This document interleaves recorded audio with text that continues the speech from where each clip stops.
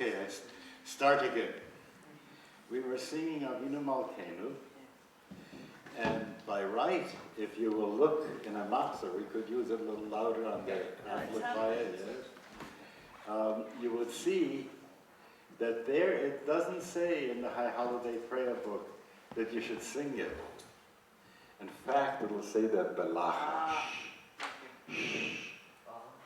Everything, Avinu Malkeinu, give us this, give us that.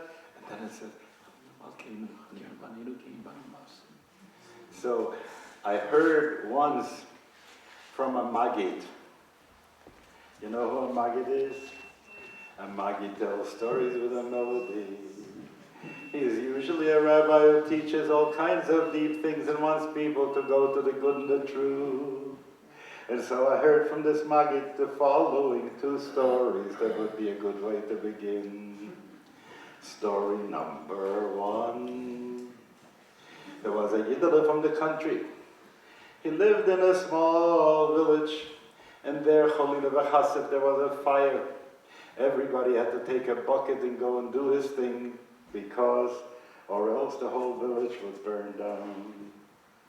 Then he had some business to do in Vienna. So he traveled to the big city and did his business, and he stayed in a hotel. And all of a sudden he heard a geshay and a getumel in the street. There were some wagons going, and they were going ta-da, ta-da, ta-da, which was there, the signal that there is a fire. So he talks to the hotel keeper, let's take the buckets and go. And the hotel keeper says, no, you don't have to worry. When you hear the ta-da, ta-da, ta-da, they are on the job, there won't be a fire, they'll take care of it. Oh, he says, the trumpet is that good. Where might I buy such a trumpet? And he bought such a trumpet, and he came back to his village, and there was a fire, and he went, ta-da, ta-da, ta-da, and said, you don't have to go, the business taking care of it, and never the whole village burned down. So what is the moral of the story? That when you hear the shofar, it is the ta-da, ta-da, ta-da, but it won't do it by yourself. You have to do tshuva, you have to return, you have to go examine your conscience, you have to decide to be better. You have to put the fire out. So that was one story. And the other story said, once upon a time, there was a merchant, and he had a big store, and everyone who had a little village, a store in the village, would come into the big store, the wholesaler, and he would buy the stuff that he would sell a whole year. So Moshe Nebuch came and said, he walked around with all the other merchants, I want a carton of this, and I want a case of that. And he came with a whole list, and I want a barrel of this. And after he had made the whole list and everything was written down, the clerk says to him, and how do you expect to pay? He says, would you mind? I'd like to see you in the office. And so he went to the office. He says, listen, I'll send you as soon as I make some money, but I can't do it. And this is the way we are. Avinu Malkeinu, a case of this. Avinu Malkeinu, I want riches. Avinu Malkeinu, I want health. I want this and I want that. And then at the end it comes and says, no, what are you going to pay?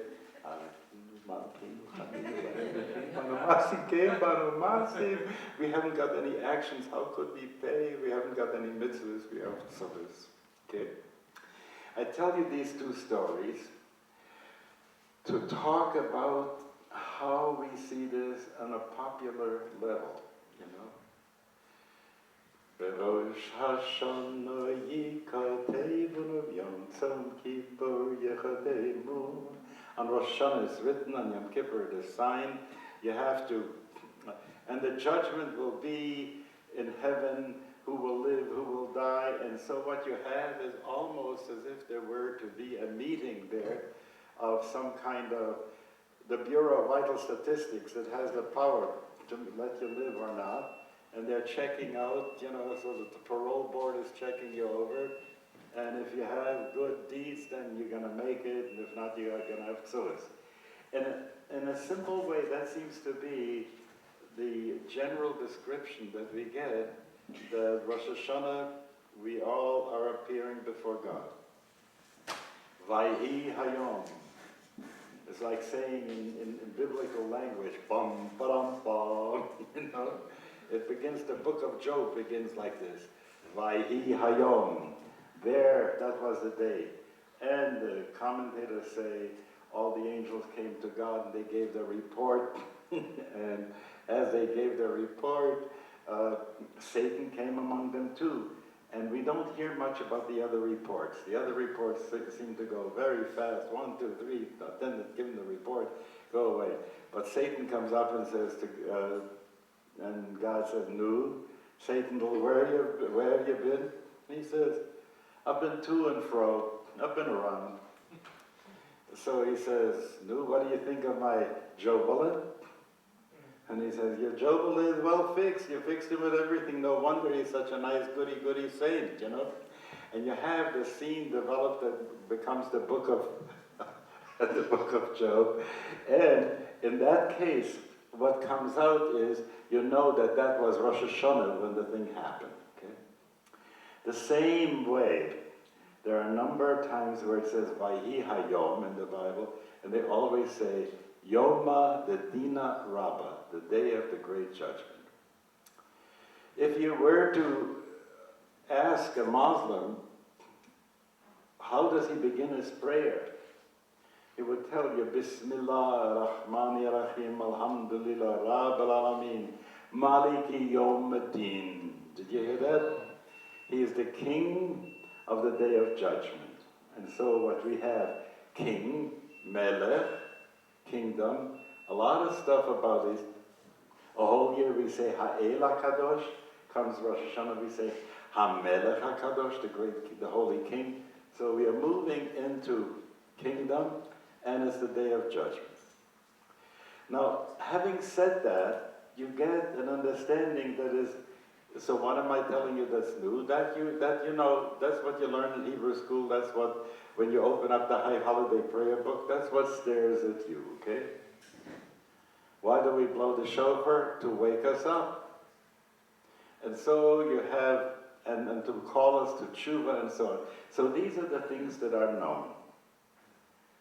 But thank God I'm in Boulder. And there are enough Kabbalah hounds here. So I'd like to locate, before I go on, where is Rosh Hashanah, Yom Kippur, and Sukkot, that season that we are about to talk and get into.